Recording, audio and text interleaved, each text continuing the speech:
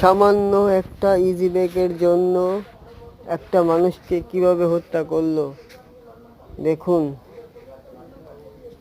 একটা ইজি ব্রেকের জন্য একটা জীবন চলে গেল,